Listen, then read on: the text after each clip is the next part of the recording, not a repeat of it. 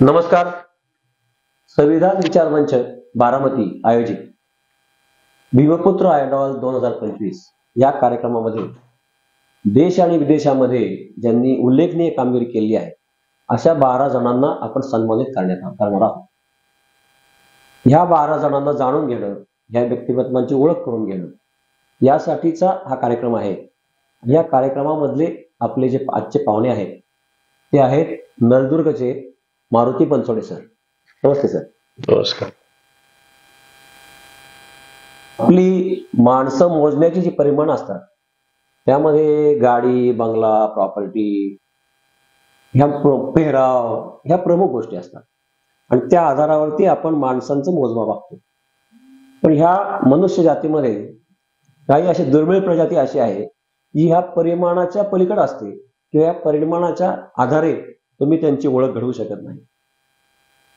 आजचे आपले प्रमुख पाहुणे मारुती बनसोडे सर हे अशा दुर्मिळ प्रजातीमधले आहेत. त्यांनी त्यांच्या तरुणपणाची सुरुवात केली तेव्हापासून आजपर्यंत समाजासाठी आपण काहीतरी करायचं ह्या एकाच भावनेने त्यांचं काम चालू आहे. आणि त्यांचा जो बायोडेटा आहे आयुष्याचा, त्या बायोडेटामध्ये मी समाजासाठी काय केलं ह्यांचेच सगळे रकाने भरलेले आहेत. आणि त्यांच्या वैयक्तिक आयुष्यासाठी त्यांनी काय केलं याची माहिती एकदम तळाच्या राखान्यामध्ये तुम्हाला सापडेल. असे आजचे हे सन्मान मूर्ती नळदुर्गचे मारुती बनसोडे सर यांच्याशी आपण गप्पा मारणार आहोत. तर मला सर तुम्हाला हा पहिला प्रश्न हाच विचारायचा आहे की हे सामाजिक काम किंवा समाजासाठी काही करत राहिलं पाहिजे किंवा समाजासाठी धडपड केली पाहिजे आणि आपल्या वैयक्तिक आकांक्षा इच्छा ह्या शेवटच्या टप्प्यावर टाकून पहिलं समाजाची बांधिलकी ही कशी काय तुमच्यामध्ये तयार झाली? काही ऊर्जा उर्मी कुठनं आली तुमच्या? मी जवाहर विद्यालय अणदूर तालुका तुळजापूर या विद्यालयात शिकलेलो आहे. 8वी ते 12वी पर्यंत शिक्षण माझं अणदूरला झालं आणि शिक्षण महर्षी कैलासवासी माजी आमदार श्री नालुरे गुरुजी हे आमच्या त्या शिक्षण संस्थेचे प्रमुख आणि आमच्या विद्यालयाचे ते प्राचार्य मुख्याध्यापक पण होते. त्यांचे विचार म्हणजे अतिशय प्रभावी होते. ते गांधीवादी विचाराचे, समाजवादी विचाराचे आणि साने गुरुजीच्या विचारानं भारावलेले आणि पूर्णवेळ ते स्वतः निखळ असं सामाजिक कार्य करणारे होते. आणि त्यांच्या सततच्या मार्गदर्शनामुळे आमच्या विचारांचा हा पगडा पक्का होत गेला. 8वी, 9वी, 10वी, 11वी, 12वी तिथं झालं आणि कला विज्ञान वाणिज्य महाविद्यालय नळदुर्ग इथे मी फर्स्ट इयरला शिकायला आलो. आणि त्याच कालावधीमध्ये आमच्या भागात चिवरी येथे पशुहत्या फार मोठ्या प्रमाणात होत होती आणि त्या पशुहत्येच्या विरोधामध्ये चिवरीला महालक्ष्मीची यात्रा असते आणि तिथं हजारो कोंबडे, बकरे, रेडे कापले जायचे. आणि त्याच कालावधीमध्ये पुरोगामी विचाराच्या अनेक संस्था, संघटना त्याच्या विरोधामध्ये काम करत होत्या, प्रबोधनाचं काम करत होत्या. त्याच्यामध्ये अंधश्रद्धा निर्मूलन समितीचे लोक सहभागी झालेले होते, समता विचार मंच होतं, छात्रा भारती होतं, राष्ट्र सेवा दल होतं, अशा अनेक संस्था, संघटना. आणि या आंदोलनाचा पुढाकार नालुरे गुरुजींनी घेतलेला होता. आणि गुरुजींच्यावरती एक श्रद्धा असलेला वर्ग फार मोठा आमच्या तालुक्यात होता आणि गुरुजी माजी आमदार आहेत त्यामुळं आणि ते शिक्षण महर्षी होते. त्यांचं प्रत्येक गावाशी, प्रत्येक विद्यार्थ्याशी नातं असल्यामुळं अनेक चाहते त्यांचे होते आणि त्यांचा विचार घेऊन पुढे लोक काम करत होते. आणि म्हणून त्या पशुहत्याविरोधी आंदोलनाला एक व्यापक स्वरूप प्राप्त झालं होतं. आणि मी कॉलेजमध्ये असल्यामुळं आणि मी चळवळीतला विद्यार्थी, मी विद्यार्थी दशेपासूनच हे संस्कार झाल्यामुळं मी याच्यामध्ये पुढाकार घेतलेला होता. आणि म्हणून या सामाजिक क्षेत्रात येण्याचा हा माझा एक मार्ग होता की माझ्यावरती विद्यार्थी दशेपासून एक चळवळीचे संस्कार होते. अच्छा. आणि कॉलेजमध्ये आल्यावर छात्र भारती, सेवा दल ह्या संघटनांची माझी पहिली मुलाखत झाली. ॲडव्होकेट सयाजी शिंदे आष्टा कासारचे आहेत, त्यांनी खऱ्या अर्थानं मला ह्या सामाजिक क्षेत्रामध्ये येण्यासाठी जास्त प्रेरित केलं आणि मी असं या क्षेत्रात आलो. हे म्हणजे आता तुमचा सगळ्याचा प्रवास पाहिला आतापर्यंतचा, तर तुम्ही म्हणला तसं ते पशुहत्येच्या विरोधामध्ये तुम्ही सक्रियरित्या त्याच्यामध्ये उतरले तेव्हापासूनचा जो हा प्रवास चालू आहे तो आज तागायत तुम्ही काय? वेगवेगळ्या सामाजिक कार्यामध्ये आहे. तर जे पशुहत्येचा तो जो सक्रिय समाज आहे त्यानंतर तुमचं एक महत्वाचं जे काम आहे ते पोतराजांच्या संदर्भातलं आहे. हो. तर हे पोतराजांचं ही प्रथा निर्मूलन होणं ही कशी सुरुवात झाली आणि हे आतापर्यंत तुमचं एक आयुष्यभराचं काम कसं बनलं? बरोबर आहे. या पशुहत्याविरोधी आंदोलनात जेव्हा आम्ही चिवरीमध्ये जायचो दरवर्षी, तेव्हा यात्रेत येणाऱ्या पोतराजांचा एक अभ्यास मी केला. कारण बाकीचे त्यांचं काम ते करत होते आणि मी माझं काम करत होतो. मी यात्रेत येणाऱ्या प्रत्येक पोतराजाला त्याचं नाव आणि त्याची जात विचारायचं.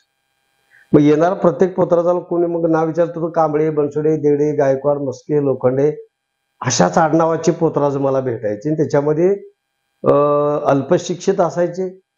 आणि तू कसं काय ह्याच्यात आला तर माझे आजोबा होते, वडील होते, म्हणून आमच्या घरात पोतराजकी आहे, म्हणून मी याच्यात आलो. मग मला प्रश्न पडला की ही सगळे एकाच विशिष्ट जातीतलेच पोतराज का? देव तर सर्वांचा आहे आणि तो सर्वांनीच आराधना करायला पाहिजे. मग देशमुख, देशपांडे, जोशी, कुलकर्णी नावाचा एक पण पोतराज काय नाही?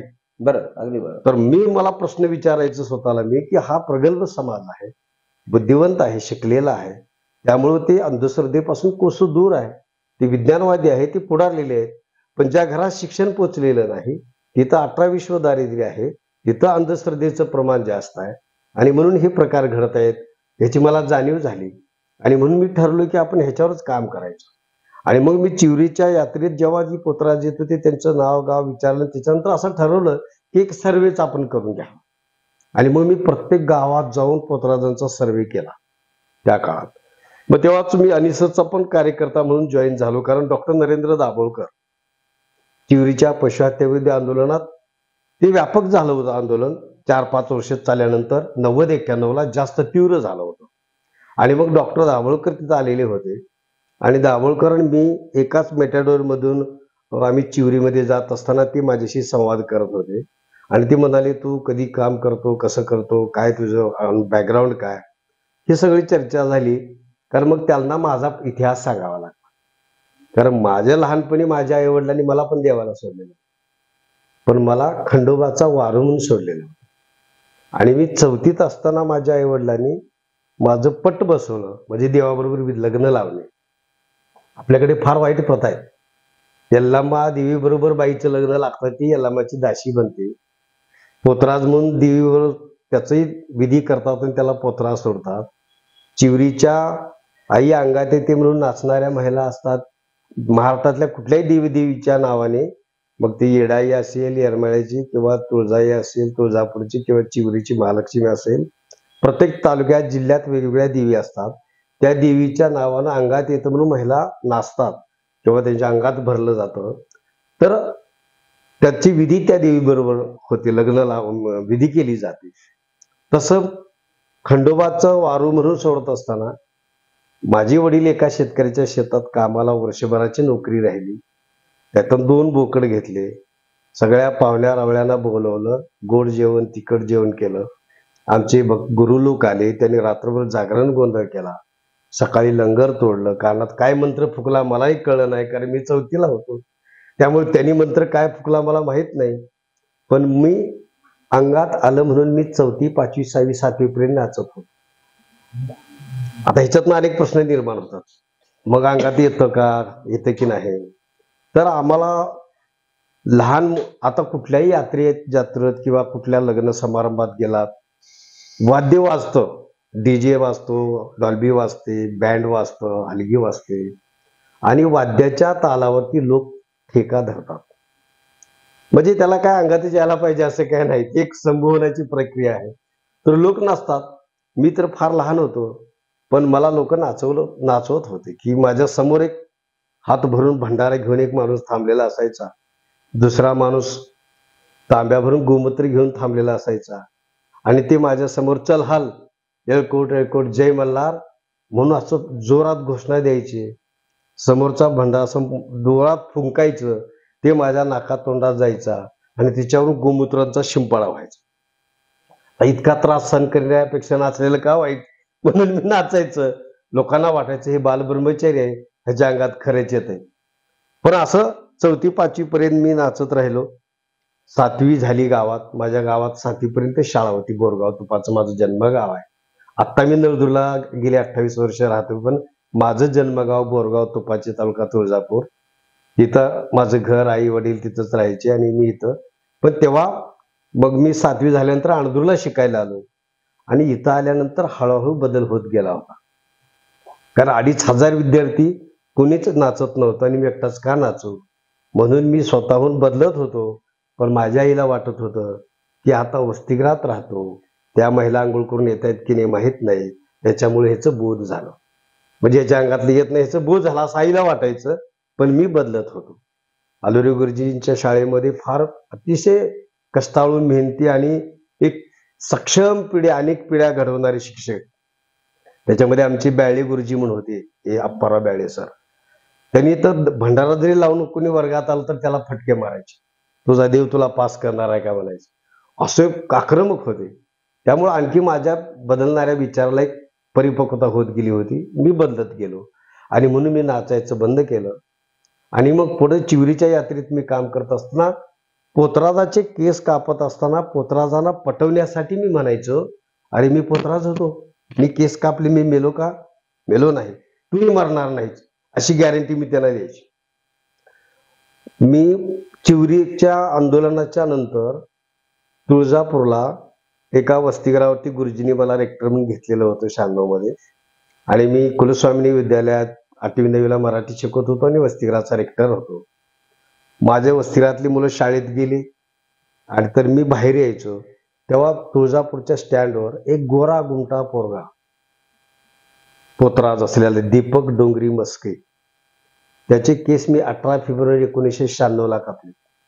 म्हणजे मला तारीख सुद्धा माहित आहे. तो 18 फेब्रुवारी 96 तुळजापूरच्या स्टँडमध्ये इकडे तिकडे भटकत होता. माझं लक्ष त्याच्याकडे गेलं आणि मग मी त्याच्या जवळ गेलो, त्याला बोलण्याचा प्रयत्न केला. आता त्याची ओळख नसल्यामुळे तो घाबरायचा.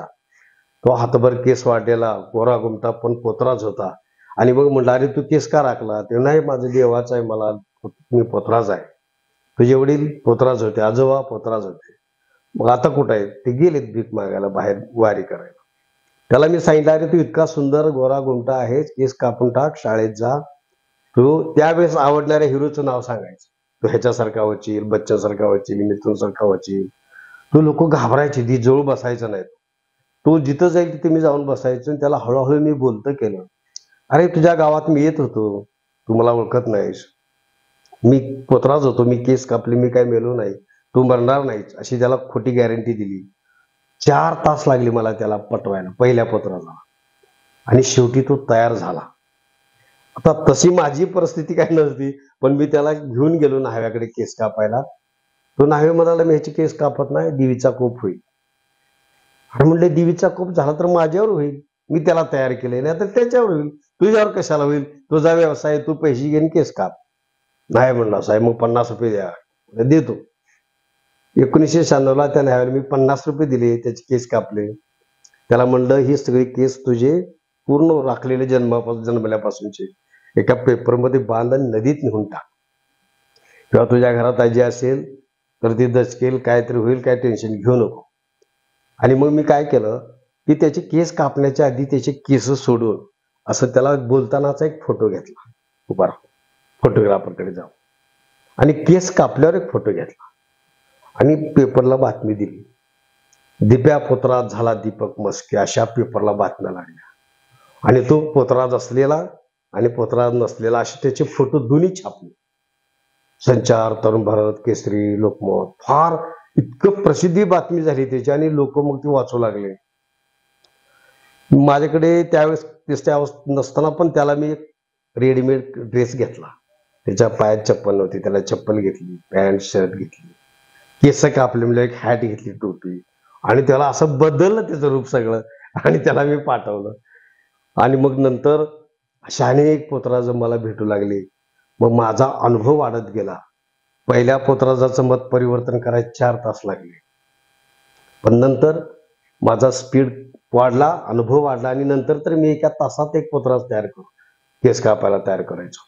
असं करत करत जवळपास आजपर्यंत 152 पोतराजांचे त्यांचं मत परिवर्तन करून आपण केस कापले. आपण त्यांचं सामाजिक आणि शैक्षणिक पुनर्वसन करू शकतो. अच्छा अच्छा. आणि त्याचं आयुष्य बदललं. खरंय खरंय. नाहीतर ते भीक मागत फिरली असते. खरंय खरंय खरंय खरंय. फार म्हणजे इतकं मला द्वारकादास लोहिया बाबूजी आंबेजोगाईची एक मानवलोक नावाची संस्था आहे. त्यांनी एक पत्र लिहिलं होतं तेव्हा. अच्छा. मारुती बीडच्या एसटी स्टँडवर 2 पोतराज आहे. बर. आणि मी बीडला गेलो. अच्छा. अहो मला पत्र यायची, इथून पोतराज तिथं जायचं मी. आणि मला पोतराज दिसला की मला लोक माझी आठवण करायचे आणि मी दिसलो की पोतराज, म्हणजे असं समीकरण झालं. आणि मी जायचं, त्यांचं मत परिवर्तन करायचं, त्याची केस कापायला लावायचे आणि बदल करायचा. असं फार, पण ही तितकं सोपं पण नाही. हे करताना मला 2-3 ठिकाणी मार खावा लागला. 2 ठिकाणी पळून आलो, कारण लोकांना आवडत नाही. बरोबर. बऱ्याच वेळा पोतराज सुद्धा मला अनुत्तरित केले. अहो तुम्हाला काय मिळते, तुम्ही कॉलेज करता फिरता, तुम्हाला ह्याच्यातनं काय मिळणार? आम्ही भीक मागून निदान 4 पैसे तर गोळा करतो, धान्य मिळते, तुम्हाला काय मिळते? आणि मला काहीच उत्तर नसायचं सांगायला, कारण मला कधीच काय देत नव्हतं. पण एक मला ध्यास लागला होता की या प्रथेतून ह्यांना बाहेर काढलं. अच्छा. नाहीतर ही पिढी संपणार, ही बेकार होणार याचा विषय. बरं. आता त्या काळात अनेकांनी मला सपोर्ट दिला, मानसिक सपोर्ट दिला, काही आर्थिक सपोर्ट दिला.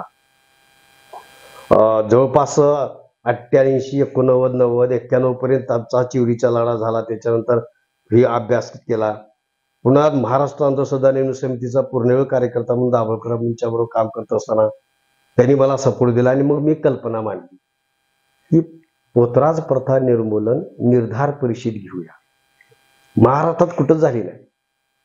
4 ऑगस्ट 1996 माझ्या पुढाकारातून ही परिषद तुळजापुरात घेतली आहे. अच्छा. तुळजापुरात म्हणजे धार्मिक स्थळ आहे.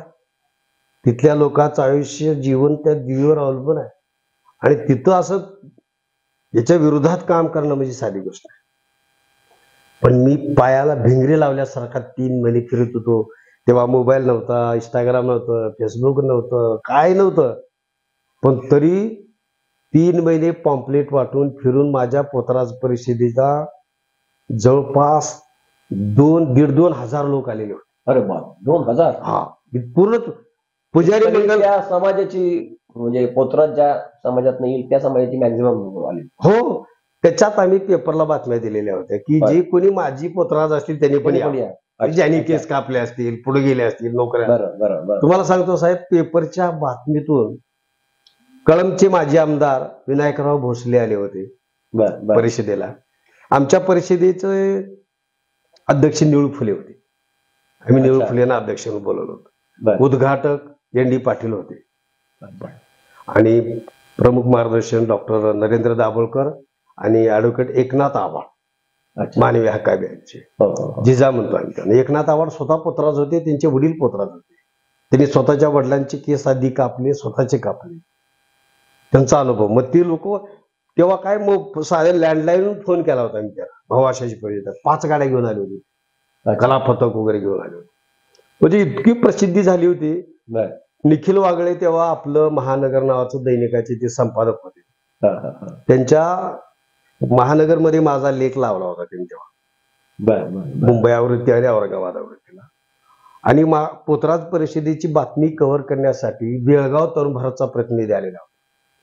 नागपूर सकाळचा प्रतिनिधी आलेला होता. मुंबईहून बापूराव महानगरचा प्रतिनिधी आलेला होता. म्हणजे पेपरला इतक्या बातम्या लागल्या होत्या त्या काळात की, आणि माझं तसं 2 दिवसाला रोज बातमी असायची पेपरला, कुठं तर काम असायचं आणि त्याच्या बातम्या येत राहायच्या. त्यामुळं माझं नाव असं सगळ्या महाराष्ट्रात होण्यामध्ये ही पोतराज परिषद जास्त कारणीभूत. तर असं ह्या पोतराज परिषदेचं म्हणजे इतिहास. आणि त्याच्यातनं आम्ही काम केलं. पोतराज परिषदेचं उद्घाटन आम्ही दीप प्रज्वलन करून फित कापण केलं नाही. प्रत्येक पाहुण्याच्या हातात कात्री दिली, त्यांच्या समोर एक पोतराज उभा केला. त्यांची पण पंचायत. आणि कसं करायचं म्हणलं, करा. आमची माजी आमदार सी नालोरे गुरुजी, तत्कालीन आमदार माणिकराव दादा खपले साहेब कार्यक्रमाला स्वागताध्यक्ष होते. सगळ्यांना घेऊन कार्यक्रम केला आणि इतका मोठा केला. तर प्रसिद्ध आहे. निळूभाऊ फुले आले म्हणल्यामुळे जरा त्याला भेटी झालं, बरेच लोक आले. पोतराज परिषदेला औरंगाबाद, पुणे असं बाहेरून काही अधिकारी जे पूर्वी पोतराज होते, केस कापले, पण आज पदावर आहेत असे लोक पण आले होते. ते आल्यावर मला भेटायचे, मी फार चांगलं काम केलंय. आणि मी पोतराच होतो आधी. आपले विनायकराव भोसलेंनी तर एक शायरी म्हणली, पावडा म्हणला, काहीतरी गीत गायलं, अनुभव सांगितलं की मी 1956ला येडेश्वरीच्या यात्रेमध्ये 5-7 लोकांचे केस कापलेले आहेत, म्हणून त्याने अनुभव सांगितले पोतराचा. अच्छा. अशा अनेक लोकांनी अनुभव सांगितले आणि आपलं काम माझ्या आधी हे काम अनेकांनी केलं. म्हणजे विनायकराव भोसलेंनी केलं, एकनाथ आवाडांनी केलं, माजी मंत्री लक्ष्मणराव ढोबळे सरांनी केलं, ते पण पोतराज होते सोबत. बर बर बर बर. मी जेव्हा मातंग समाजामध्ये अण्णाभाऊ साठेच्या जयंतीच्या निमित्तानं जायचो प्रबोधनासाठी, आणि जास्त पोतराज हे मातंग समाजात मला सापडायचे, शिक्षणाचा प्रमाण कमी असल्यामुळे. तर मी तिथल्या पोरांना सांगायचे की त्यांना मी पटवण्यासाठी सांगायचं, अरे लक्ष्मण ढोबळे पोतराज होते, ती केस कापली म्हणून आमदार झाले, मंत्री झाले, तू उद्या खासदार होशील, असं उभं म्हणायचं मी पोरांना. संदीपान थोरात सुतीगिरणीचे जे खासदार होते 5-7 वेळा पंढरपूर लोकसभेचे, ते स्वतः पोतराज होते. अच्छा. ते पण पोतराज होते. ह्यांची उदाहरणं द्यायची. एकदा काय झालं, अण्णाभाऊ साठे जयंतीला लक्ष्मण ढोबळे सर, मी एका स्टेजवर होतो मुरुममध्ये, आणि मग मी भाषणात म्हणालो की सर, मला माहित नाही तुम्ही पोतराज होतात की नाही, पण मी ह्या पोरांना पटवण्यासाठी मी तुमच्या नावाचा उपयोग करत असतोय. म्हणजे कसं काय, मी जाहीर सांगत असतोय लक्ष्मण ढोबळे पोतराज होते, ते केस कापले म्हणून आमदार झाले, मंत्री झाले, तू पण होशील असं म्हणत असतोय. मी खरं सांगताय तुम्ही म्हणले. आणि त्यांच्या भाषणात त्यांनी सांगितलं की माझं नाव लक्ष्मण ठेवलंय, मी पोतराजच होतो, मी पण केस कापले. इतकं लोकांना इम्प्रेशन व्हायचं, त्यामुळे ते लोक केस कापायचे. काही ठिकाणी मारहाण करायची, शिवाय द्यायचे, अंगावर यायचे, पण हे सगळं आता शेवटी हे सतीचं वाण आहे. मला माहित आहे निखाऱ्यामध्ये हात घातल्यावर पोळणार आहे, पण मला चटका बसला तर चालेल, पण पुढच्या पिढीला बसू नये म्हणून मी हे काम. तुम्ही आता आपल्या पोतराच्या संदर्भात आपण चर्चा केली, आणि त्यानंतर एक संस्था तुम्ही सुरू केली, त्या संस्थेच्या माध्यमातून तुमचं एक काम सुरू राहिलं, परिवर्तन या नावाने एक संस्था चालू केली. तर ह्याचा हा प्रवास कसा काय तुमचा झाला, त्यातून आपण काय काय पद्धतीची कामं करतो? परिवर्तन सामाजिक संस्थेची स्थापनाच मुळात त्या पोतराज परिषदेच्या नंतरची आहे. पोतराज परिषदेची फलश्रुती म्हणजेच परिवर्तनची निर्मिती. कारण त्या 1996ला जेव्हा मी तुळजापुरात काम करत होतो ना, मी परिषद घेतली, तेव्हा आमचे अध्यक्ष बाबासाहेब वडवे हे त्यांचं MA चालू होतं तुळजापूर कॉलेजमध्ये. आमचे उपाध्यक्ष आहेत रामचंद्र ढवळे, त्यांचं BA शिक्षण चालू होतं, आणि बाकीचे सामाजिक कार्यकर्ते म्हणून काम करणारे स्थानिक स्तरावर राहणारे होते. या सर्वांना घेऊन आम्ही परिषद घेतली. त्यानंतर आपण मिळून आता एक संस्था करू म्हणून आम्ही ठरवलं, आणि मग परिवर्तन सामाजिक संस्थेची स्थापना केली. आता आमचे अध्यक्ष उपाध्यक्ष दोघेही वकील आहेत. आता दोघांनी लॉ करून प्रॅक्टिस करत आहेत. फार चांगलं, म्हणजे त्या काळात ह्या सगळ्या आमच्या मित्रांनी साथ दिली, आजपर्यंत साथ देत आहेत. त्यांच्यामुळेच आमच्या संस्थेची सुरुवात केली. आम्ही करण्याचा उद्देश हा होता की चळवळ ही कधी थांबत नाही, चळवळ कधी संपत नाही, आणि चळवळीमध्ये काम करणारा कार्यकर्ता हा आयुष्यभर कार्यकर्ता राहतो. आणि चळवळ आणि संस्था ह्या दोन गोष्टी वेगळ्या आहेत. कारण संस्था एक रचनात्मक काम करता येते, रचनात्मक काम करता येतं, आणि एक स्वतःचं लेवल उभं राहतं. चळवळीमध्ये आम्ही राबतो तर आमचं सगळं क्रेडिट आमच्या नेत्याला मिळतं, आम्हाला काय मिळणार.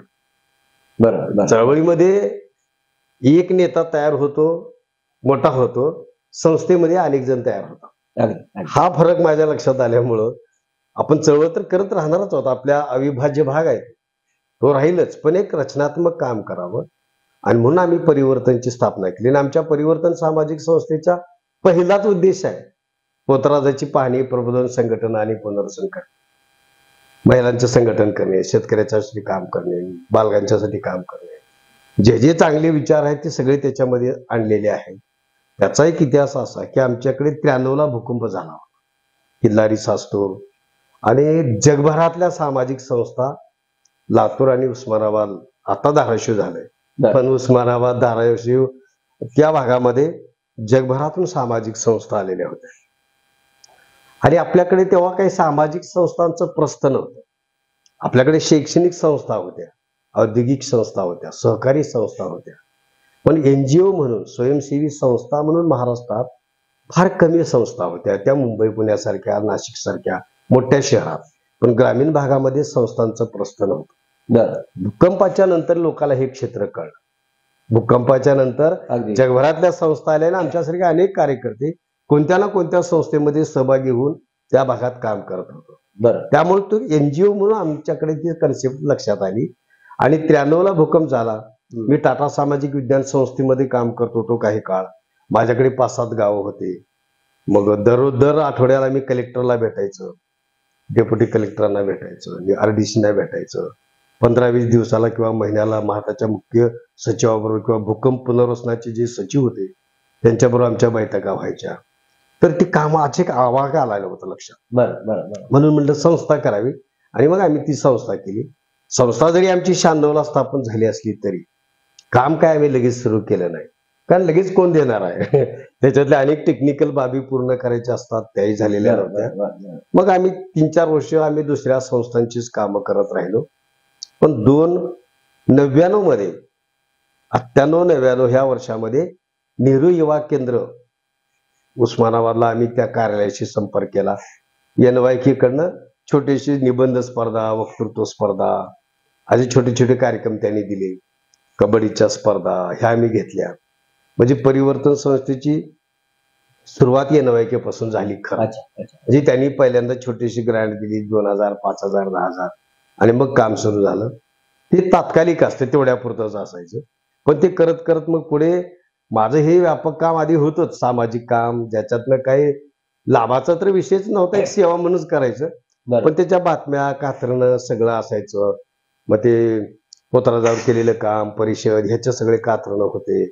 आणि मग ही NYKचं काम करत असतानाच 99च्या आसपास 99 मध्येच संजय राऊत आपल्या सातारा जिल्ह्यातले आहेत आणि ते IGSS मध्ये महाराष्ट्राचे प्रतिनिधी होते आणि ते आपलं घर प्रकल्पला भेट द्यायला आहे. मग सयाजी शिंदे त्यांना घेऊन आले, चला एका सामाजिक कार्यकर्त्याची ओळख करून देतो. आणि मग ते माझ्या घरी आले. नळदूरला मी राहायला आलेलो होतो 97ला, 2-3 वर्षांनी ते आले. माझं साधं घर 10x10चं आपलं वाकड टाकलेली बसलो होतो. ते आले अचानक. या म्हणलं, चहा वगैरे केला, बसले. ते सगळ्या फायली, रॅकवरती भांडे कमी आणि पुस्तकं जास्त, पेपरचे कात्रणं जास्त, हे सगळं बघितलं त्यांनी. म्हणलं काय असं आहे. त्यांनी काही म्हणलं नाही, सगळं बघितलं. ओके ठीक आहे, माझा पत्ता वगैरे लिहून घेऊन गेला आणि मला त्यांनी पत्र पाठवलं. सयाजी शिंदे आणि संजय राऊत माझ्या घरी आले. त्यांनी माझं काम बघितलं, जाताना माझा पत्ता घेऊन गेले आणि त्यांनी मला पत्र पाठवलं. ते पत्र होतं इंग्रजीत. माझं काही इंग्रजी एवढं चांगलं नाही. मग मी एका आमच्या प्राध्यापकाला गेलो, दाखवलं, हे काय मला बघून सांगा. म्हणजे चांगला आहे, तुम्हाला फेलोशिप मिळणार आहे. मला फेलोशिप म्हणजे काय माहित नव्हतं आपल्याला. पण ते म्हणजे तुम्हाला चांगली दरमहा 3000 रुपये फेलोशिप मिळणार. 99-2000 मध्ये दरमहा 3000 फार मोठी गोष्ट झाली. मला म्हणलं बरं झालं. तो फॉर्म भरून त्यांना पाठवला. त्यांनी 2 वर्ष मला फेलोशिप दिली, दरमहा 3000 रुपये. आणि जे मी सामाजिक काम करतो ह्यासाठीच. आपण किती ह्या आठवड्यात, या महिन्यात किती गावाला भेटी दिल्या, कुठल्या विषयावर काम केलं, किती पुस्तकं वाचली, कुणाचे वाचले, कोणाला मदत केली, असं काय ती कामाचा अहवाल लिहायचं, पाठवायचं. पोतराजांना किती भेटलं, त्यांच्या आई वडिलांना किती भेटलं, काय त्याचा अहवाल तयार करायचा आणि मी दर महिन्याला पाठवायचो. 2 वर्ष मला त्यांनी फेलोशिप दिली, 99, 2000, 2001 पर्यंत. आणि मग एके दिवशी त्यांनी मला फोन केला की अरे आता किती दिवस फेलोशिप घेणार, एखादा प्रोजेक्ट करा. प्रोजेक्ट म्हणजे काय माहित नाही आपल्याला. आता आपल्याला काय माहित प्रोजेक्ट. म्हणलं काय करायचं ती. अरे तू काय काम करतो, कसं करतो, किती खर्च येतो, ते सगळं मला लिहून द्यायला पाहिजे. म्हणजे ठीक आहे सर म्हणलं. मुंबईला ये म्हणाले. ठाण्याला पाटलीपाड्यामध्ये राहते ते संजय राऊत. संजय राऊत म्हणजे कोण संजय राऊत? संजय राऊत म्हणजे सामनाचे नाही, तेच मला ते तुमच्या खटाव तालुक्यातले, मान तालुक्यातले आहेत. ते संजय राऊत आहेत आणि ते टाटा सामाजिक विज्ञान संस्थेमध्ये त्यांचं MSW झालेलं आहे. आपल्याकडे TN सेशन होते का, त्यांच्या सख्या भावाची मुलगी त्यांनी करून घेतली. आणि ते फार चांगल्या हुद्द्यावर काम आहे. ते टाटा इन्स्टिट्यूट मध्ये शिकले आणि पुढे IGSS मध्ये होते. मग त्यांनी मला बोलवलं. मग गेलो मी तिथे. त्यांनी मला कोरे पेपर दिले. म्हणजे तुम्हाला काय लिहायच्या लिही आणि मला आणून दाखव. मला काय ज्याच्यातली कल्पना नाही, प्रोजेक्ट म्हणजे काय. तिने चर्चा केली, सांगितलं उद्देश, ध्येय, धोरण, काही ती खर्च येणार, कसं काम करणार, सगळं लिहिलं मी. बघितला, फाडून टाकला, म्हणजे अजून एकदा परत कागद दिले, परत बसून गार्डन मध्ये लिहिलो, व्यवस्थित आलं. मग म्हणले त्याच्यात मी सायकल लिहिली होती. आपल्याला काय, मग आपल्याला चालत फिरणाऱ्याला सायकल भारी वाटते ना. म्हणून प्रोजेक्ट मध्ये तुला फिरा काय, सायकल लिहिली आपली सायकल. त्यांनी बघितलं, अरे मला तू काय वेळा नको, सायकलवर कुठे फिरणार जिल्हाभर. मग मोटरसायकल लिहिली. मग मोटरसायकल लिहिली. हिरो होंडाची किंमत तेव्हा 45,000.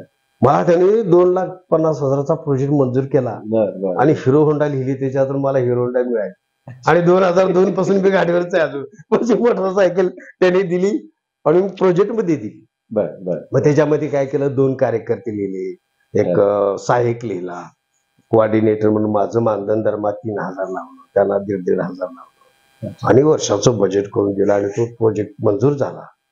ती एफशारी पाहिजे त्याला, म्हणली एफशारी आपल्याला माहित नाही ते गृह मंत्रालयातून मिळतो, ती करावं लागतंय, किती कुठं आणि त्याला. मग ती केलं. अरे इतका त्याच्यात कलेक्टरला भेटायचं, कलेक्टरनी 4 लोकांना पत्र काढली, काही तहसीलदार, बीडीओ, चॅरिटी, SP, ह्याची चौकशी करा, ह्याचं बॅकग्राऊंड बघा, ह्याचे कॅरेक्टर बघा, ह्याच्या संस्थेचे कागद चेक करा. ह्या लोकांनी सगळी तपासलं, ओके रिपोर्ट दिला. मग त्यांनी ते पत्र दिलं, त्याच्यात काहीतरी जरा त्रुटी दिली, तिथून ते ह्याच्यातून चूक झाली म्हणून कळवलं. एस चुकलिंगम आमच्याकडे कलेक्टर होते 2002ला. ते सांगलीला आधी CO होते. मी त्यांना जाऊन वैताग घ्यायचे, दिवसभर थांबवायचे, लवकर बोलवायचे नाहीत. मी एकदम भांडण त्यांना जरा जोरात बोललो. म्हणलं मारुति बनसोड़े यहाँ पे भाषण मत करना, ये DCM कलेक्टर ऑफिस है. मतलब साहब मैं भाषण नहीं कर रहा हूँ, मैं मेरा प्रॉब्लम आपको बता रहा हूँ, भाषण करने के लिए मुझे जगह बहुत है बाहर. असं म्हणलं त्याला. ते म्हणलं त्या गुप्ता साहेबाला फोन करा आणि त्यांनाच फोन करायला लावला कलेक्टरला, दिल्लीच्या सेक्रेटरीला गृह विभागाच्या, आणि त्याने झापलं त्याला. मग त्यांनी पुन्हा दुसरं पत्र दिलं. तरी दिल्लीला जाऊन ते बनवून एफशारी आणला आणि मग त्याच्यावर पैसे मिळाले. म्हणजे असं संस्थेचं सुरू झालं काम. मग जिल्हा परिषदच्या इकडे तिकडे जलस्वराज्य प्रकल्पात आता काम केलं, तेव्हा वसुंधरा पाणलोट व्यवस्थापनामध्ये PTO म्हणून काम केलं, माविम बरोबर काम केलं, नाबार्ड बरोबर काम केलं. नाबार्डनी 50 गटाचा प्रोजेक्ट दिला, माविमनी तालुक्याचं काम दिलं.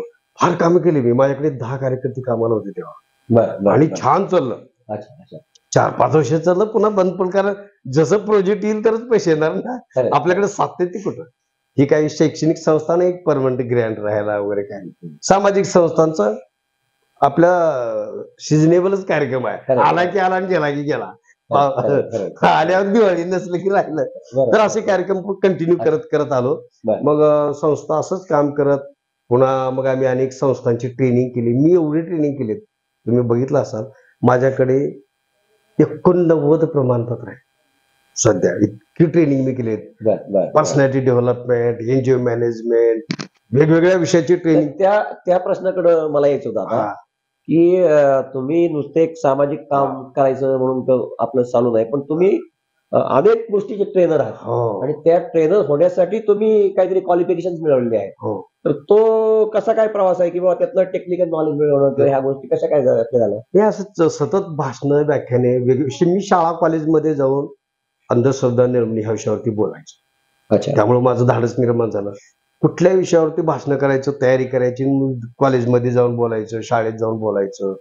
आणि सतत मी ग्रामसभेमध्ये प्रश्न मांडायचे, पंचायत समितीत मांडायचे, ZPच्या आमसभेत जाऊन मांडायचं, किंवा कुठं प्लॅटफॉर्म दिसेल तिथं लोकांच्या प्रश्नावर मी बोलत राहायचो. त्यामुळे माझे परिचय चांगला जिल्ह्यात झाला होता. आणि आमच्या मुरुडला एक ग्रामपंचायत प्रशिक्षण केंद्र आहे लातूर जिल्ह्यात. उस्मानाबाद, लातूर 2 जिल्ह्याचं तिथं होतं.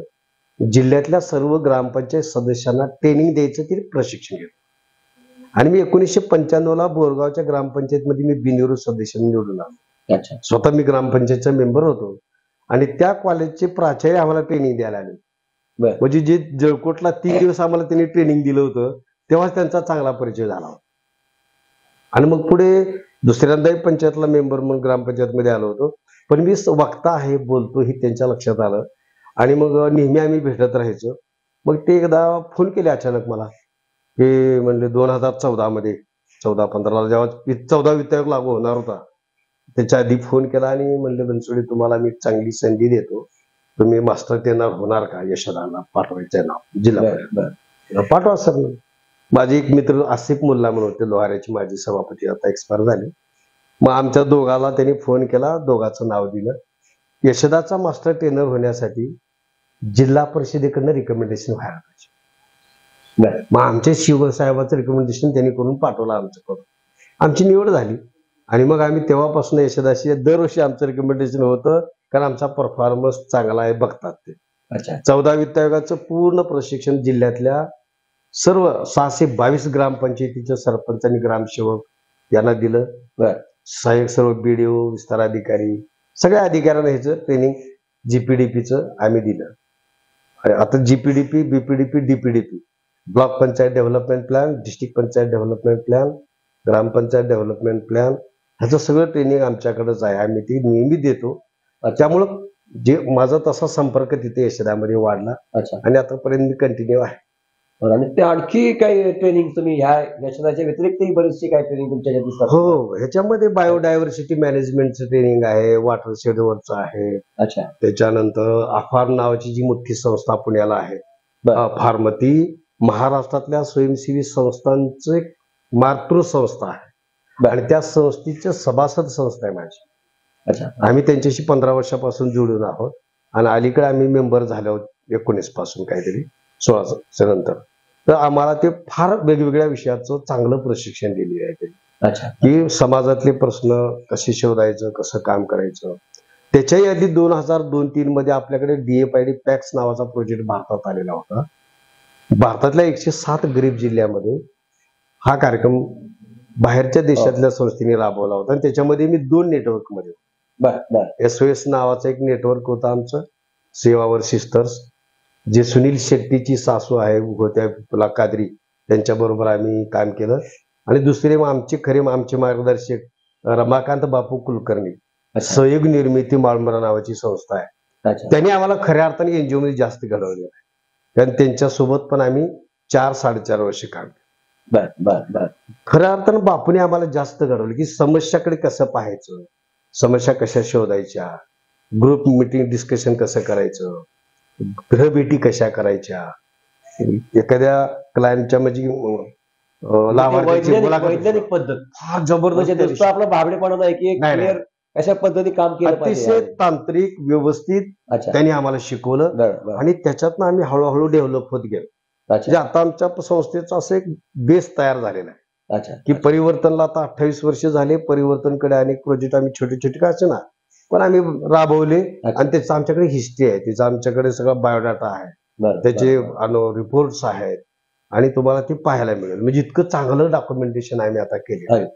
आणि मग अफार्मचा मेंबर असल्यामुळे अफार्म कडून आम्ही NGO कॅपॅसिटी बिल्डिंगची ट्रेनिंग घेतली. स्मॉल NGO कॅपॅसिटी बिल्डिंग नावाचा प्रोग्राम त्यांच्याकडे होता, त्याच्यातनं आम्ही घडलो. बाकीच्या अनेक वेगवेगळ्या भरपूर ट्रेनिंग, अनेक विषयाचं मला माहिती आहे की माझ्याकडे ती एक प्रमाणपत्र भेटली की मी त्याच्यावर 10-20 मिनिटं बोलेन. आज इतकी माहिती आता झाली. म्हणजे NGO सेक्टर मध्ये मला आता बरीचशी माहिती झाली. म्हणजे मी आता NGOतला एक मास्टर आहे NGOचा सुद्धा, म्हणजे एवढं नॉलेज त्याच्यात आता मला आले. आता हे तुमचं आता मला वाटतं 38 वर्षाचं काम आहे. 38 वर्ष सलग तुम्ही या सगळ्या क्षेत्रामध्ये आहे. त्याच्यामध्ये बहुतेक सगळी क्षेत्र जी काही सामाजिक एक संस्था म्हणून जी काही हाताळली लागतात, त्याच्यामध्ये समजा पोतराज तुम्ही सांगितलं जाता, तुम्ही पाणलोट मध्ये आहे, तुम्ही पर्यावरणाच्या संदर्भामध्ये पण तुमची काही व्याख्यानं किंवा त्यातला एक मुद्दा आता म्हणजे तुम्ही एक 100 व्याख्यान दिली मला ना, 90-91 साली डॉक्टर बाबासाहेब आंबेडकरांच्या जन्मशताब्दी. ते काय प्रोजेक्ट होता? तो प्रोजेक्ट नव्हता, ते मी कॉलेजला होतो आणि त्याच्या आधी एक कर्मवीर भाऊराव पाटलाची जयंती शताब्दी झालेली होती. आम्ही जवाहर विद्यालयात शिकत असताना, मी तेव्हा 11वीला होतो माहित नाही, पण 11वी-12वीच्या दरम्यान असेल, 11वीला असेल. आणि आमच्याकडे एक आमचे सर होते अंदुरकर सर, भास्करराव अंदुरकर. तर त्यांनी कर्मवीर भाऊराव पाटलांच्या जन्मशताब्दी वर्षात 101 व्याख्याने दिलेली होती आणि त्यांचं शेवटचं व्याख्यान अणदूरच्या कॉलेजमध्ये चालू होतं. आम्ही समोर होतो, त्यांचा समारोप होता आणि आदुरी गुरुजी त्या कार्यक्रमाचे अध्यक्ष. आदुरी गुरुजी भाषणात असं म्हणाले की भास्करराव अंदुरकरांनी आता 101 व्याख्याने दिली, तर ह्याच्यानंतर कोण देणार आहे? कोण देणार आहे? मी एकही शिक्षक प्राध्यापक कोणी हात वर केला नाही. आम्ही तर विद्यार्थी होतो, आम्ही काय करू शकलो नाही. पण कुणीतरी करायला पाहिजे अशी भावना व्यक्त केली आणि मग ते त्यांचं संपलं. 88-89 पुढे मग एक बाबासाहेबांची जन्मशताब्दी आली आणि मी तेव्हा फर्स्ट इयरला होतो, फायनलला होतो, BA फायनलला. आणि 90-91 हे वर्ष भारतरत्न डॉक्टर बाबासाहेब आंबेडकर यांच्या जन्मशताब्दीचं वर्ष आहे आणि आपण अंधश्रद्धा निर्मूलनावर काम करतोय. तर ह्या विषयावर आपण व्याख्यान द्यावं असं म्हणून मला स्वतःला वाटलं आणि मी एका गावामध्ये जाहीर कार्यक्रमामध्ये संकल्प केला. आमच्याकडे उमरगा तालुक्यामध्ये आलूर नावाचं गाव आहे आणि तिथली पेढे फार प्रसिद्ध आहे. आणि त्या गावामध्ये 17 एप्रिल 1990 रोजी, मला तारखा सुद्धा माहित आहे, 17 एप्रिल 1990 रोजी जयंती होती आणि आम्ही तिथं भाषणाला, मी कॉलेजमध्ये असतानाच मला लोक भाषणाला बोलवायचे. डॉक्टर सुभाष सुभट्टे तिथले एक डॉक्टर आहेत नामांकित, ते होते, भालके सर होते आणि 4-5 जण होतो आणि अरुण रेणके, कॉम्रेड अरुण रेणके उमरग्याची, ते कार्यक्रमाला आलेले होते. आणि मग आम्ही सगळे भाषण करत होतो आणि मी भाषणात जाहीर म्हणलं की हे वर्ष बाबासाहेबांच्या जन्मशताब्दीचं वर्ष आहे आणि मी या स्टेजवरून असं जाहीर करतो की मी वर्षभरात 101 भाषणं देणार. आणि प्रचंड टाळ्या वाजवल्या, कौतुक केलं, पेपरला बातम्या छापून आल्या. आणि मुली 101 देणार, पण हे जाणार कसं कुठं? मी केला संकल्प, अच्छा, पण आता करायचं अवघड ना. बरं बरं बरं बरं.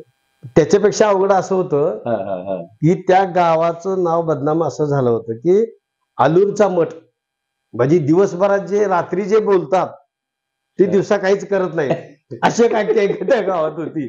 लोक रात्र कला उद्या हे करू ते करू, काहीच करायचं नाही. मग मला लोक म्हणले तू संकल्प केला, चांगला केला, पण आलूरमध्ये नाही करायला पाहिजे होता का? तिथं जे काय ठरते ते कधी सत्य होत नाही असं लोक म्हणतात. त्याची मला धास्ती लागली. पण मी हे खोटं होऊ देणार नाही, मी हे करणारच असं ठरवलं. वाड्या वस्त्या, शाळा, कॉलेज, गावात कुठेही जाऊन मी करायचं.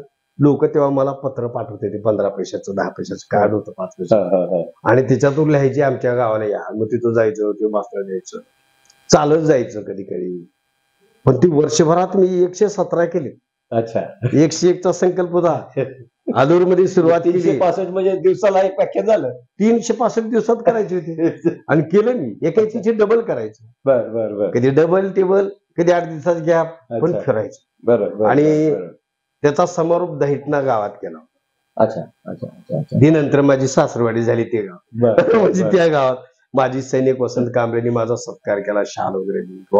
ते कॉलेजचा मुलगा असून त्यांनी 101 व्याख्यानाचा संकल्प केला आणि त्याच्यात प्रबोधनावर बोलायचं आणि अंधश्रद्धा निर्मूलनावर बोलायचं.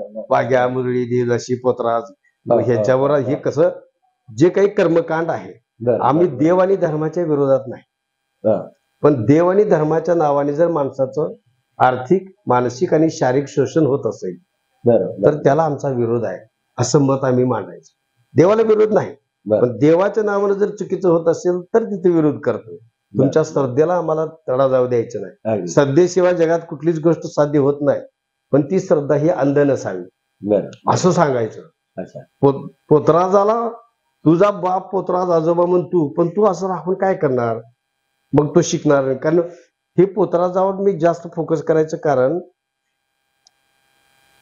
शाळेत पोतराज असलेला मुलगा ना, तो शाळा सोडून बाहेर ड्रॉपआउट होतो. तो शाळेत बसत नाही. का बसत नाही? तर त्याला पोरं बायल्या बुचड्या म्हणजे त्याच्या डोक्याला हातभर केस असतात, दिसायला गोरा गुमटा असतो, लहान 4थी 5वी 7वी पर्यंत त्याला मिशी आलेली नसते, लहान असते ना, मुलीसारखं दिसतंय. त्याचं शोषण पण होतंय, त्याच्यावर अत्याचार होतो, त्याला मुलं छेडखानी करतात.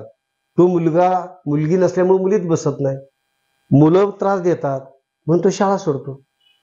ह्याचा अभ्यास केला होता मी आणि म्हणून त्या मुलांना पोतराजातून बाहेर काढायचं ठरवून त्याच्यासाठी आपण काम केलं. हे उगीच नाही केलं. ह्या पोरांना त्रास होऊ लागलाय, ही मुलं शाळा सोडतायत आणि हा शाळा सोडला तर आयुष्यभर भीक मागत फिरेल.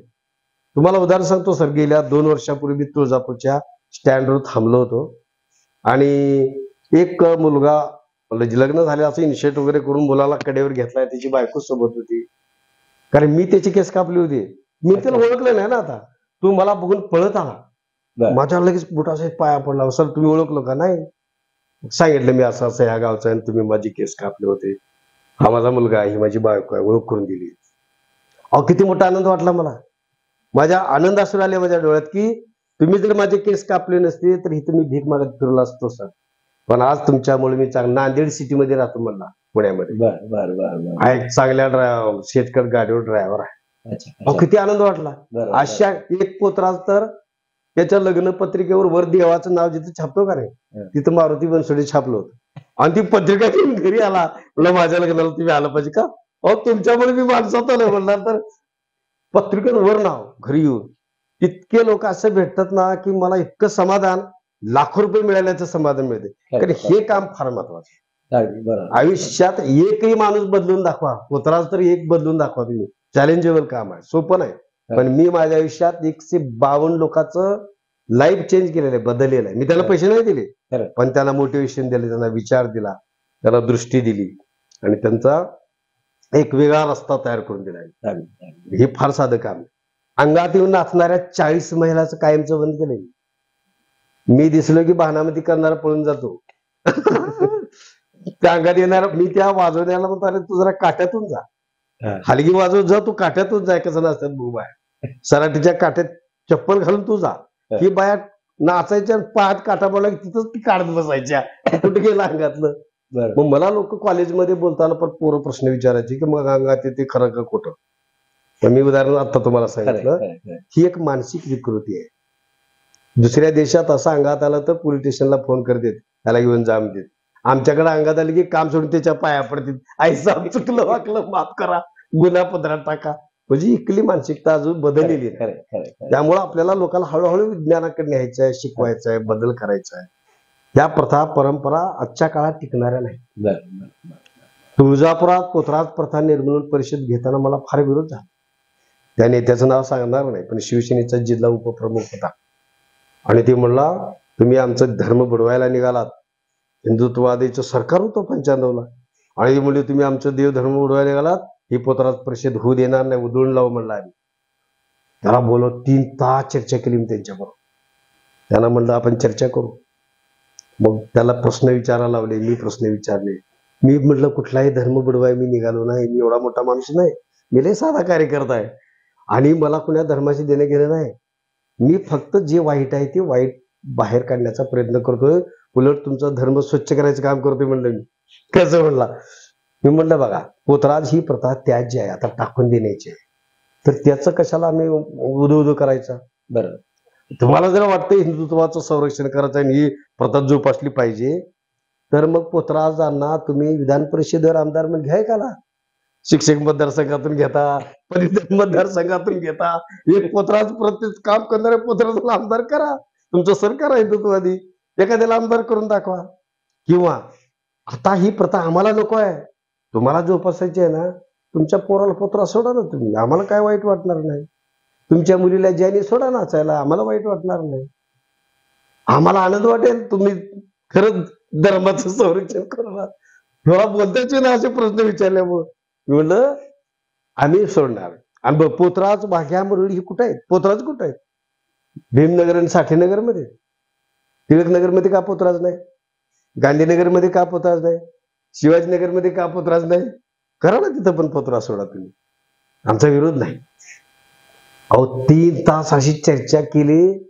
जो माणूस विरोध केला होता त्यांनी मला 500 रुपये दिले देणगी. ह्या कार्यक्रम गुदळत नाही म्हणला त्याने. आता इतकं जबरदस्त कन्व्हेन्शन मी त्याचं केलं होतं. बरं. आणि इतके प्रश्न चर्चा, मला आता गप्पाष्टकला लोक बोलवायचे, कार्यक्रमाला बोलवायचे, तुमचा अनुभव शेअर करा. 2-2 तास 3 किती प्रश्न. मुंबईमध्ये माझी जाहीर मुलाखत घेतली होती. इकडे एक प्रतिनिधी, इकडे एक प्रतिनिधी आणि समोर बाब.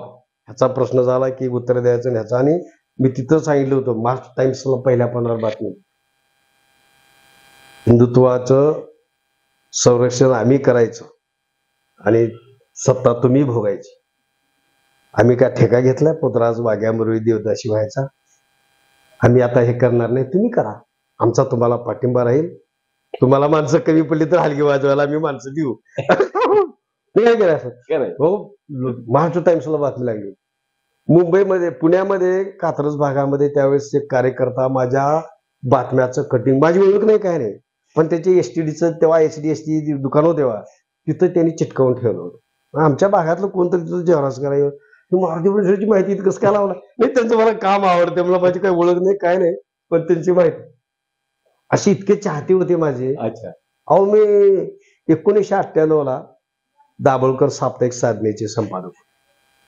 आणि त्याच्यामध्ये त्यांनी मला 10 प्रश्न पाठवले, मलाच नाही 10 कार्यकर्त्याला, की 10 प्रश्नाची उत्तर द्यामध्ये तुमचा लेख तयार. आणि तो लेख छापला साधनेमध्ये 98ला, ऑगस्ट 1998चा युवा विषय सांगाय साधनेचा. तुम्ही आता नेटवर सर्च करू शकता, त्याच्यात माझा लेख आहे. तो लेख वाचून बडोद्याच्या सुधा दांडेकर नावाच्या बाईने माझा पत्ता याला साधनेला फोन करून घेतला आणि 1100 रुपयाचा डीडी मला पाठवला. 1100 रुपयाचा डीडी त्यावेळेस.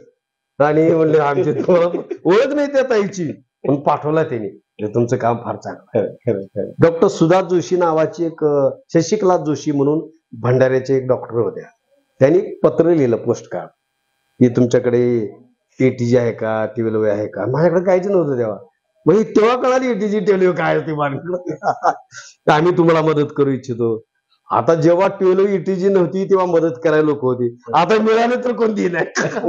म्हणजे लोक जे नाही ते मागतात आणि असं मदत करत नाही. पण ते एक विनोद भाग. पण तेव्हापासून मला लोक अशा संपर्क आणि हे काम भयंकर. ते माझा मुद्दा कुठं कट झाला माहित नाही, तर ते पोतराज परिषदेत असं मी मत मांडलं, त्याचं मत खोडलं आणि मग परिषद घेतली. असे लई किस्से आहेत, वेगवेगळे किस्से इतके जबरदस्त आहेत की त्याच्यातून असं तावून सुलाकून आम्ही निघालो. नाही आता हे तुम्ही अनेक गोष्टी सांगितल्यात त्यातल्या, की कोणी बाबा डीडी पाठवला, तुमच्या STD बूथ वरती माझं लावलं. पण सर्वसाधारणपणे आपली जी ज्या पासून या मुलाखतीची सुरुवात केली मी, तर तो आपल्याकडे माणसं मोजण्याचं जे परिमाण आहे ते पैशामध्ये मोजून आहे. तुमच्याकडे किती पैसा आहे, तुमच्याकडे गाडी आहे का, तुमचा पेहराव कसा आहे, तुमच्या बायकोच्या गळ्यात दागिने किती आहे, हे आपल्याकडे माणसं मोजण्याचं परिमाण आहे. तुम्ही हे, मला वाटत नाही तुम्ही ह्या परिमाणात कुठं बसाल काय. तर हे नसताना आणि हे तुमच्याकडे नसेल तर तुम्हाला अनेक लोक तुम्हाला, तुमच्या घरच्यांना, तुमच्या मुलांना टोचा मारत असतात थोडक्यात. ते काय तुम्ही काय, ह्या सगळ्यातनं निगेटिव्हिटी न येता एक पॉझिटिव्ह मार्गाने तुम्ही 38 वर्ष काढली, हे फार मोठं हे आहे. तर हा निरपेक्ष भाव कसा काय साधला तुम्हाला, एवढं मला विचारायचं शेवटच्या विद्यार्थी दशेपासूनच हीच मला. आणि कसं आहे, यशस्वी पुरुषाच्या पाठीमाग एका स्त्रीचा हात असतो असं म्हणतो ना. बरं. तर आता माझ्या जीवनाचं खरं सार म्हणजे माझी बायको आहे, की मला तिच्या पाठिंब्यामुळं किंवा तिच्या सहनशीलतेमुळं आपण इथवर येऊ शकलो, कारण तिने आपल्याला खरंच सपोर्ट केली. आणि माझे सासरे एक संत होते, म्हणजे ते पंढरपूरच्या पांडुरंगाचे निस्सीम भक्त होते आणि अतिशय संस्कारी माणूस होता. आणि त्या संताची मुलगी असल्यामुळं ते तिच्या त्या संस्काराचा भाग म्हणून ते आपल्याला साथ दिलेली आहे आयुष्यात. आणि कसलीच अपेक्षा केली नाही. म्हणजे आज पण सोनं नाणं तसल्या भानगडी तर आमच्याकडे नाहीच. ते इतर महिलांच्या गळ्यात बघील पण ते असं कधी म्हणणार नाही हिच्याकडे एवढं आले ना आपण तुम्ही कधी घेणार. तिला माहिती आहे कार्यकर्ता ह्याच्याजवळ काय मिळणार आपल्याला, काय का नाही, काय मिळणार आपल्याला. शेत नाही, नोकरी नाही, बिझनेस नाही, आपल्याला पण अपेक्षा कसं करणार. फक्त आहे त्या याला साथ दिली आणि मुलं चांगली निघाले. मुलं ग्रॅज्युएशन त्यांचं झालं आणि ते पुढे इथं पुण्यात येऊन काम करत करत MAW केला, जॉब करत करत शिकले, परिस्थितीची जाणीव. त्यामुळे अतिशय चांगली निघाले दोन्ही मुलं. त्यामुळे त्यांचं फार मोठं साथच आहे म्हणायची. त्यांनी आई वडिलांना समजून घेतला, अरे आपला वडील एक सामाजिक कार्यकर्ता आणि त्यांच्याकडनं काय अपेक्षा जास्त न करता आपण स्वतः हे घडलं पाहिजे. आणि ते पण आपले संस्कार असल्यामुळे ते तसे होणार. त्यामुळे आमच्या अपेक्षा जास्त नसल्यामुळं दुःख काय तेवढं व्हायचं कारण नाही. अपेक्षा नाही तर दुःख कसं होईल. आणि आपण आहे ते आपलं काम चालू ठेवलं की ह्याच्यात आपण तडजोड केली नाही, कोणाला फसवलं नाही. आज लोकांना बघण्याचा दृष्टिकोन गाडी बंगला फोर व्हीलर बंगला असेल, हातात अंगठ्या गळ्यात लॉकेट असेल तरच कार्यकर्ता म्हटलं जातं, नेता म्हटलं जातं. बरं पण आमच्याजवळ काहीच नाही. पण तरी मला लोकांनी 2 वेळा बिनविरोध निवडून दिलं ग्रामपंचायतला. बरं मी 2 वेळा ग्रामपंचायतच्या बिनविरोध सदस्य आहे.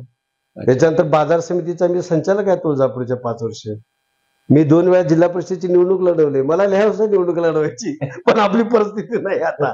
पण 2 वेळा जिल्हा परिषद लढवले मी. बरं म्हणजे सामाजिक राजकीय सगळ्या क्षेत्रात आपलं काम आहे. 2016च्या नळदूरच्या नगर परिषदेच्या निवडणुकीचं एका पॅनलची जबाबदारी प्लॅनिंगची माझ्याकडे होती. अच्छा अच्छा आणि एवढं सुंदर नियोजन प्लॅनिंग केलं मी. मतदान झाल्यानंतर चहा प्यायला बसलेल्या आमच्या पॅनलचे नेते म्हणले, आता सांगा बनसोडे साहेब आपल्या किती जागा येतील. त्यांना म्हणलं 17 पैकी 12 येतील, लिहून घ्या. अच्छा आणि कोण येते ते सुद्धा आताच सांगतो. आणि तेच आले निवडून सर. एवढं प्लॅनिंग चांगलं होतं. आमचं राष्ट्रवादी काँग्रेस पार्टीचा आमचा नेता होता. बरं त्याने म्हणले तुम्ही प्लॅनिंग करा. मी MITचं स्कूलचं एक ट्रेनिंग केलंय, बूथ कॅम्पेनिंग बूथ मॅनेजमेंट कसं करायचं. अच्छा अच्छा बरं. आणि त्याची MIT MIT school of governance ते बूथ मॅनेजमेंटचं ट्रेनिंग करतो. लय भारी ट्रेनिंग. अच्छा बरं त्याचं ट्रेनिंग केलं सर मी. बरं. आणि त्याचं प्लॅनिंग केलं माझ्या गावात. मी स्वतः करून बघितलं. मी जे रणनीती आखली प्लॅनिंग केला, कुण्या वार्डामध्ये प्रत्येक वार्डाचे प्रश्न काढले. त्या नगर परिषदेचा जाहीरनामाच मी लिहिला होता. त्या पॅनलचा जाहीरनामा मी लिहिला. प्रत्येक वार्डाचे प्रश्न काढले, त्याला उत्तर काय द्यायचं ते तयार केलं. त्या उमेदवारांनी जे भाषण मी लिहून देईल तेवढंच बोलायचं, जास्त बोलायचं नाही. नेत्याला सुद्धा आणि द्यायचं. आणि मग सगळं झाल्यावर ते म्हणले की आपल्या जागा किती येतील. 17 पैकी 12 येतील. नगराध्यक्ष आपले होणार ताई, आणि 17 पैकी 12 येणार. कोण होणार ते तुम्हाला यादी देतो. तीच लोक निवडून आले. म्हणजे एवढा परफेक्ट राजकारणाचा अभ्यास झालाय माझा आता. म्हणजे हे घडत गेले. नुसतं सामाजिक नाही, आता सामाजिक राजकीय साहित्यिक सांस्कृतिक सगळ्या क्षेत्रात आता माझ्यावर अनेक लेखकांनी लेख लिहिलेले आहेत. अच्छा अच्छा एक वसंत राजस नावाचा लेखक आहे बेळगावचा. त्यांनी देवदासी शोध आणि बोध नावाचं पुस्तक लिहिले. त्याच्यामध्ये मारुती बनसोडेवर एक चॅप्टर आहे. अच्छा अच्छा रामकुमार रायवाडीकर नावाचा लेखक आहे लातूरचा. त्यांनी यात्रेतील पशुहत्या नावाचे पुस्तक लिहिले. त्याच्यात माझा संदर्भ आहे.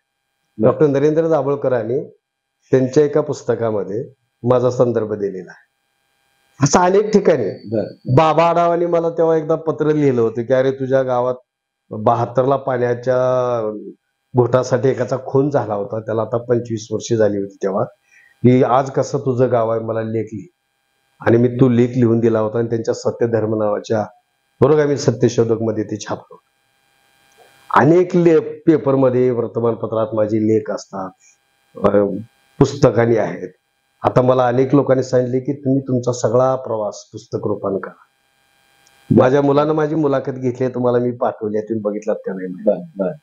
1.25 तास माझी मुलाखत गेल्या वर्षी माझ्या मुलांनी घेतली मोठ्या मुलांची. म्हणलं पप्पा मी ट्राय करतो, कारण मलाही मुलाखत शिकायची आहे म्हणलं. आणि जवळपास 1,500 लोकांनी ती मुलाखत बघितली. इतक्या लोकांनी चांगले हे कॉमेंट्स केलेले आहेत. आणि अतिशय सुंदर मुलाखत घेतली ते. तर असं सहज म्हणजे बसल्यावर त्यांनी म्हणलं आपण ट्राय करू, आणि घेतली. त्याच्या चॅनलला टाकलं युट्यूबच्या. आता अनेक लोक घेत आहेत.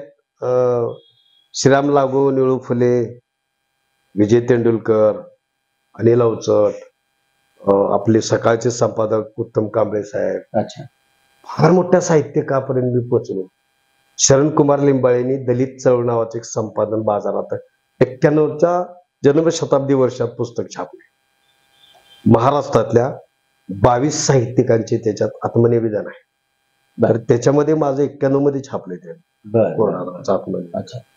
अशा अनेक पुस्तकात आहे. बऱ्याच लोकांनी त्याच्यावरती आता लिहित आहेत. माझ्याकडे MSW ची मुलं ब्लॉक प्लेसमेंटला येतात, शिकायला येतात.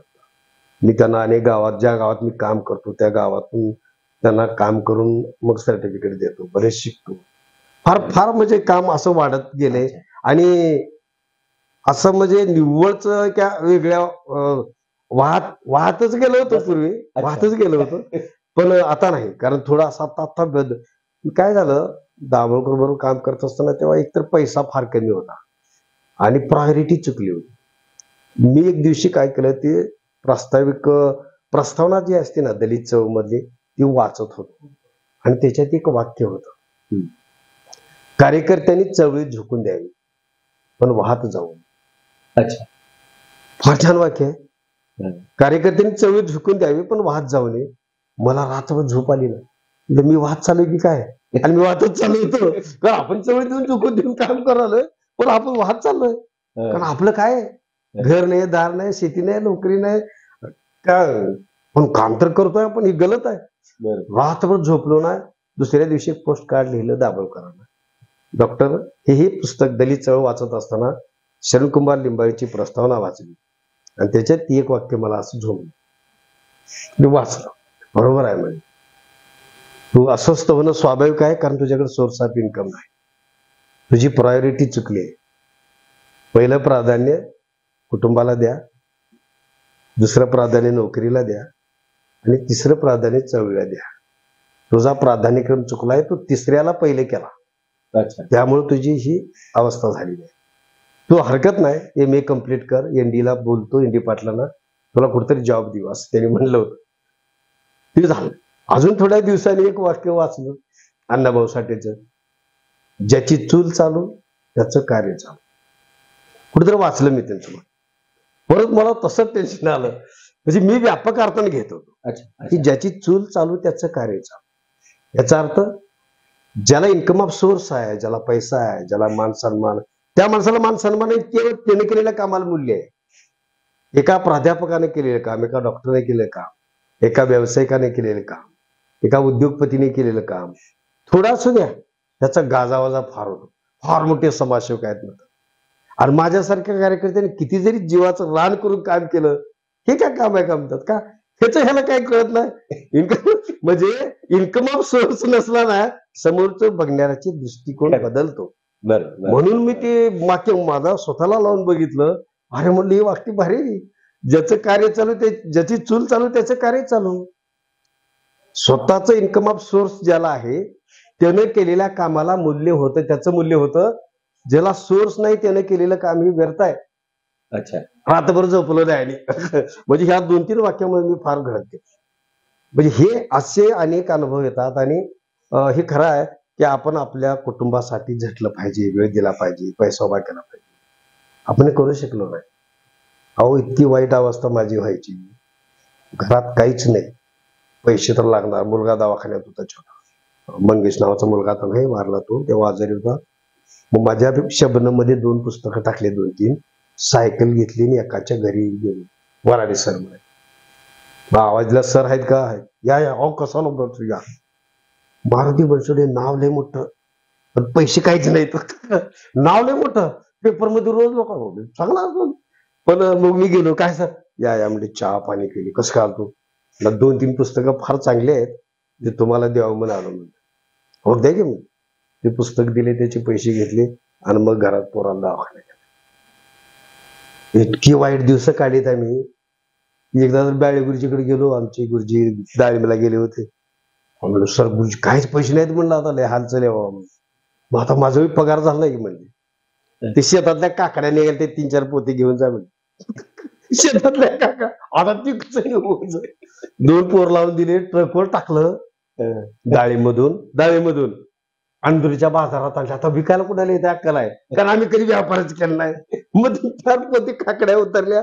ते व्यापारी लोक आले, कितीला देतो, अरे तुला कितीला घ्यायचं घे बाबा म्हणलं, मला पैसे एकाला देऊन टाकले. म्हणजे आपल्याला अनुभव फार पाहिजे, बिझनेसचा अनुभव वेगळा. खरंय खरंय. कुणाला बिझनेस करता येत नाही, कुणाला व्यापार करता येत नाही. आमची फार वाईट अवस्था आहे. पिढी जात कुठला धंदा नाही. बाप करत होता पण पोरग करायला, पिढी जात धंदा नाही, दुसरं स्किल नाही, खायचं नाही. तुम्हाला कुठं नोकरी लागेल ना, DED BEd काय काय नाही, ITI नाही, स्टेनो नाही, टायपिंग नाही, BEd नाही, कुठं नोकरी लागेल, कुठं नोकरी लागणार ना. आईला वाटायचं देवाच्या विरोधात बोलते, मग ह्याला नोकरी लागणार. ह्याला देवाच्या विरोधात भाषण करते, पोत्राचे केस कापत फिरते, अंगातलं बंद करत फिरते, म्हणून याचा देवा ह्याला नोकरी लागणार. तिला काय माहित आहे डोनेशन द्यावं लागतंय, स्किल पाहिजे. म्हणजे भयंकर. पण ह्या सगळ्यातून आता स्टेज झाली, आता मुलं मोठी झाली, आता लग्न झाली, त्यांचं तर ते बरं बरं. त्यांचं म्हणजे भागते, सांसारिक जबाबदारी त्यांची त्याच्यातून मुक्त आहे पहिल्यापासूनच फकीराचं काय अगोदरच मुक्त आहे, कारण सगळं बायकोने व्यवस्थित हँडल केलंय ना. त्यामुळं आता काय ताण नाही. पण म्हणजे आर्थिक पण मला दुसरे सतत असं म्हणायचं आहे की तुमचे सगळेच प्रश्न मिटल्यावर लोक काम करतात का? अहो, तुम्हाला काहीच प्रश्न नाही, तुम्ही कशाला समाजसेवा करा? ही समाजसेवेची खाज म्हणा, आवड म्हणा, ते आम्हालाच असणार, कारण आम्ही हे भोगलेलं असतं, आमच्या आधीच्या पिढ्यांनी भोगलेलं आहे. त्याला न्याय दिलं पाहिजे ह्या भावनेतून आम्ही काम करतो. सगळे प्रश्न मिटल्यावर काम करतात. आता आमच्या ते डॉक्टर, वकील, प्राध्यापक काम करतात का? 2-2.5 लाखाच्या घरात पगार आहे त्यांना. कुठे जाय, कोण कुत्र विचारत नाही ना गल्लीत. पण कोण विचारतंय? पुस्तकं लिहिली असतील ते तुम्हाला दाखवायचे आहेत विद्यापीठाला म्हणून, बरोबर आहे का नाही? पण तुमचं सोशल काम काय? मी एका कॉलेजमध्ये गेलतो सर, वाईट वाटून गेलं का, विद्यापीठाच्या वर्धापन दिनाला वक्ता म्हणून बोलवतो मला, लेक्चर, आणि सगळे विद्यार्थी असायला पाहिजे की नाही पुढं, सगळे प्राध्यापकच, त्यातले 7-8 तर गाईड. विद्यार्थ्याचं भाषण तयार करून गेलो तुम्ही, आणि विद्यार्थीच नाही. मी म्हटलं प्राचार्य विद्यार्थी कुठे आहेत? नाही सर, कोणी येत नसतील. म्हटलं मग कुणाला बोलू? आम्हाला बोला, स्टाफला. म्हणून तुम्ही विद्वान माझ्यापेक्षा डबल MA PhD झालेले, नाही बोला म्हटले. ठीक आहे. मग त्या कॉलेजमध्ये बोलताना म्हणालो, मी माझे सगळे अनुभव सांगितले. तुम्ही संशोधन करताय म्हणजे मी एक संशोधन केलं. उस्मानाबाद जिल्ह्यातील पोतराज प्रथा समस्या उपाय एक अभ्यास, असा एक सामाजिक विषयाचा अभ्यास मी केला, आणि याचे जे फाइंड्स, त्याचे जे शिफारशी आल्या, त्या शिफारशीवर आधारित एक प्रोजेक्ट केला, आणि त्याला Indo German social service society IGCSने मला 2002 साली 2.5 लाख रुपये दिले. त्यातनं मी पोतराजावरचा प्रोजेक्ट यशस्वी केला, आणि या पोतराजाला मेन स्ट्रीम मध्ये आणलं. हा माझा रिझल्ट आहे त्या संशोधनाचा. तुमच्या संशोधनाचा रिझल्ट सांगा म्हणलं. प्राचार्य भाषणात म्हणाले, बनसोडे साहेब, आमचा रिझल्ट म्हणजे आमची इन्क्रिमेंट वाढ होण्यासाठीचा कार्यक्रम आहे. मी प्रत्यक्ष काम केला, तुमचं अभिनंदन, पण असा रिझल्ट आमचा दिसणार नाही. तुम्हाला सेट नेट काय जी UGCची नियम आहे ती पूर्ण करण्यासाठी PhD करावी लागते, म्हणून आम्ही केलेलं असते. आमचा त्याचा रिझल्ट आहे. अनेक लोक चांगला अभ्यास करून त्याचं किती PhD झाले लोक आहेत, मग ते PhDचा विषय, त्याचे निष्कर्ष काय आले, शिफारशी काय आल्या, त्याच्यावर काम केलं पाहिजे. कुठं होत नाही सर, दिसत नाही मला. अगदी बरोबर. माझ्यासारख्या सामाजिक कार्यकर्त्याने एक संशोधन केलं, त्याचा रिझल्ट आला, त्याच्यावर प्रोजेक्ट केला, आणि त्याला फंडिंग घेऊन दाखवलं मी. मग आता मी समाजातल्या प्रश्नाकडे बघताना असं बारकाईने बघतो, आणि त्याच्यावर कसं काम करायचं आता आम्ही कार्यकर्त्याला शिकवतो. सगळ्यात सन्मान्य प्राध्यापकाला विरोध आहे असं नाही. अपेक्षा अशी आहे की ज्याच्या आईवडिलांनी कष्टातून त्यागातून त्याला शिकवून मोठं केलंय, त्यांनी फक्त आभासी जगात अडकू नये, त्यांनी थोडं पाठीमागं पण वळून बघायला पाहिजे. बाबासाहेब आंबेडकर म्हणाले होते की प्रत्येकाने आपल्या उत्पन्नाचा 20वा भाग समाजासाठी द्या. तुम्ही समाज सोडा, तुमच्या घरातल्या गावातल्या भावाला, नातेवाईकाला, कुणाला तरी एकाला द्या, आणि त्याला त्याच्यातून मदत करा, असं आमचं म्हणणं आहे. सगळं काय तुम्ही आम्हालाच मदत करायचं नाही. तुम्हाला मारुती बनसोडे दुसऱ्याच्या मदतीवर हितवर आला. मला आलोरे गुरुजींनी मदत केली, डाळे गुरुजींनी केली, करंडे गुरुजींनी केली, इतर शिक्षकांनी मला कपडा लता वह्या पुस्तकं ह्या लोकांनी दिली घेऊन. माझी शिकायची ऐपत नव्हती, मी शिकलो नसतो, गुरु राखत फिरलो असतो. ह्या लोकांनी मला घडवलं ना, मग त्यांनी मला शिकवलं, तर तू वसा मी पुढे चालवलं. माझी दानत ऐपत आहे, ज्याची ऐपत आहे पण त्याची दानत नाही, पण माझी ऐपत नाही पण माझी दानत आहे. 2016 साली परिवर्तनकडे 3 लाख रुपये वाटायला आले होते मला. 30 विधवा महिलांना द्या. मला खोटेपणा करून माझे 2-2 हजार देऊन सही घेऊन ठेवता आलं नसते, नाही का. 30 महिला शोधून काढल्या, आणि प्रत्येकाला क्रॉस चेक दिला, तिच्या खात्यावर जमा केले. बियाणे मदत तुला. कोरोनामध्ये रस्ते, एक त्या गल्लीत गेल्यावर एक ताई म्हणाली, सर फार बंडाळ चालल्या हो, काहीतरी आम्हाला मदत करा. कोरोना चालू आहे तेव्हा सगळं बंद होतं, ठप्प होतं.